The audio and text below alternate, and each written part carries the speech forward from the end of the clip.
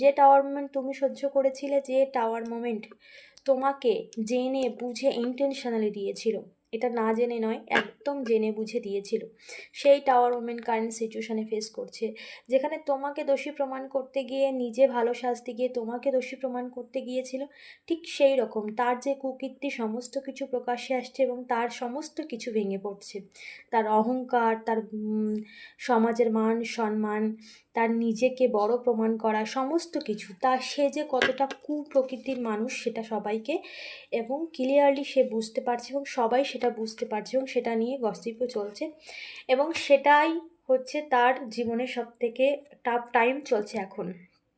ওকে, দেখো, 5 of swords এখানে কিন্তু তার যে সমস্ত মানুষকে সে আপন ভেবেছিল আজকে তারাই তার শত্রুতে পরিণত হচ্ছে, তাকে নিয়ে আহ, তারাই তাকে নিয়ে এমন এমন কিছু কার্যকলাপ করছে বা তারা তার সাথে এমন এমন কাজ করছে, এমন এমন ব্যবহার করছে, তারাই তার শত্রু, তাদের সাথেই কম্পিটিটর হয়ে গেছে।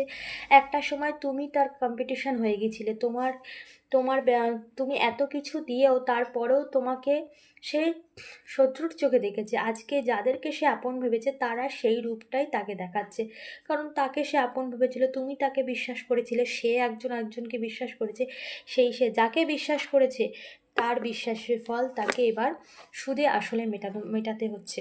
ওকে, এখন তার সিচুয়েশানটাই এই, সে যতই শো আপ করুক না কেন তার জীবনের সমস্ত দিক থেকে তছনছ হচ্ছে এবং তার জীবনের সমস্ত দিক থেকে পুরোপুরি স্পয়েল হয়ে যাচ্ছে। ওকে, দেখো, এই সমস্ত মানুষের কথা শুনে সে প্রচুর জীবনে একদম মানে সুখের সাগরে ভেসে গিয়েছিল। আজকে সেই সমস্ত মানুষ তাকে এমন একটা সিচুয়েশনে দাঁড় করিয়েছে